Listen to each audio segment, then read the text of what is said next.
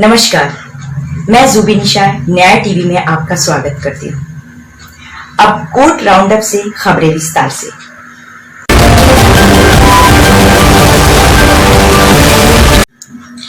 विनोद दुआ के एफआईआर के मामले में सुप्रीम कोर्ट ने कहा है कि हिमाचल पुलिस सीलबंद स्टेटस रिपोर्ट भेजे। यदि कोर्ट दलीलों से संतुष्ट होता है तो एफआईआर को सीधे रद्द कर दिया जाएगा। विनोद दुआ अभी अंतरिम जमानत पर हैं।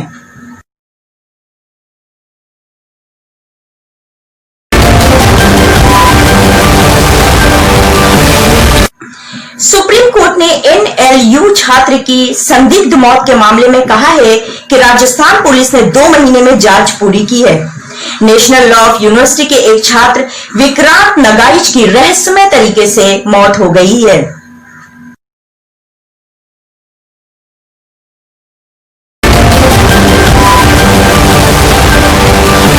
जेल में बंद एक कैदी बीए की ऑनलाइन परीक्षा देगा।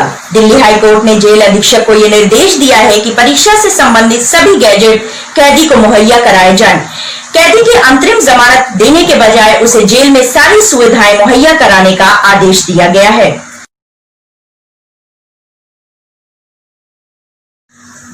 कोर्ट का यह आदेश सीआरपीसी की धारा 439 के तहत दायर एक जमानत आवेदन पर दिया गया, जिसमें 45 दिनों की अंतरिम जमानत की मांग की गई थी ताकि कैदी बीए प्रोग्राम की अपनी मुख्य परीक्षा में बैठ सके।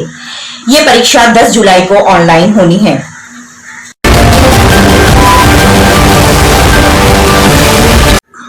पुलिस हिरासत में बढ़ती हुई यातना और मौत को देखते हुए सुप्रीम कोर्ट में एक याचिका दाखिल की गई है कि इस मामले में सुप्रीम कोर्ट दिशा निर्देश जारी करे।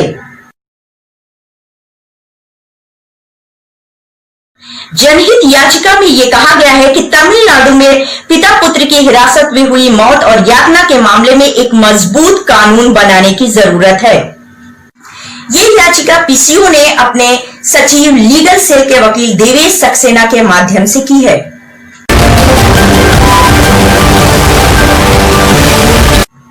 लॉकडाउन के कारण वकीलों को पेश आ रही आर्थिक परेशानियों को देखते हुए याचिका सुप्रीम कोर्ट में पेश की गई है और याचिका में यह कहा गया है कि वकील भूखमरी के कगार पर हैं।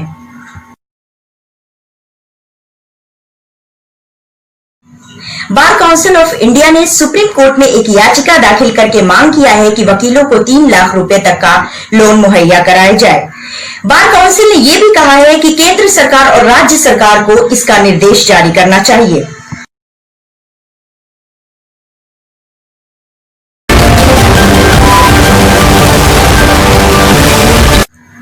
दिल्ली बार काउंसिल के अध्यक्ष केसी मित्तल ने दिल्ली हाई कोर्ट को बताया कि कोरोना काल में जो वकील आर्थिक परेशानियों से जूझ रहे हैं, उसकी बार काउंसिल ऑफ दिल्ली ने किस तरीके से मदद किया है।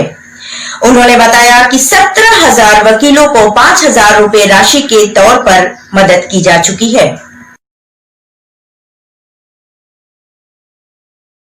इस वक्त हमारे दिल्ली के बार काउंसिल ऑफ दिल्ली के अध्यक्ष केसी मित्तल हमसे जुड़ रहे हैं।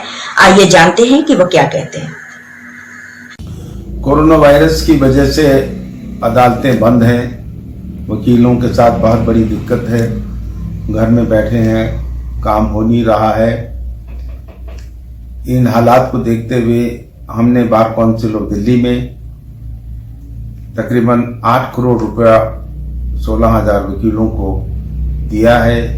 एक थोड़ी मदद है, शायद उतनी नहीं जितने की होनी चाहिए या हो, लेकिन हमारे पास भी बार काउंसिल में लिमिटेड रिसोर्सेज हैं। हम कोशिश कर रहे हैं, जैसे कि हमारी इंडिजन कमेटी है, रूल 40 कमेटी है, एडवोकेट वेलफेयर ट्रस्ट है, इन सब से जो ऐसे वकील हैं जिनका कि कोरोना वायरस से पॉजिटिव हैं, उनकी हम फाइनेंशियल और मेडिकल हेल्प करें, जिससे कम से कम ऐसे इस क्राइसिस से वो निकल सके। हमारा ये भी एक बहुत बड़ा एफर्ट है कि जिसमें अभी हाल ही में कोर्ट के आदेश से दिल्ली सरकार को जो उनको आदेश दिया गया है कि तकरीबन 29,000 और 30,000 के बीच में वकीलों को मेडिकल इंश्योरेंस और टर्म इंश्योरेंस दी जाए। हम ये भी उम्मीद करते हैं कि जो लोग बचे हुए हैं, जो इसमें कवर नहीं हुए, उन सबको भी इंश्योरेंस मिले, चाहे वो दिल्ली में रह रहे हैं या एनसीआर में रह रहे हैं। मेरा ये मानना है कि अगर हम सारे हिंदुस्तान में वकीलों को एक अच्छी इंश्योरेंस मेडिकल और टर्म प्रोवाइड करा सकें तो एक बहुत बड़ा सोशल सिक्योरिटी वकीलों के लिए होगी, जो कि हमेशा हमेशा के लिए कम से कम एक ऐसा साधन बनेगा कि हम चाहे हॉस्पिटल का खर्चा हो, चाहे किसी की डेथ हो जाए तो परिवार को किसी तरीके से परेशान होने की जरूरत नहीं है। ये चीजें हमको करनी है। मैं समझता हूँ कि इन सब से वकीलों को फायदा होगा।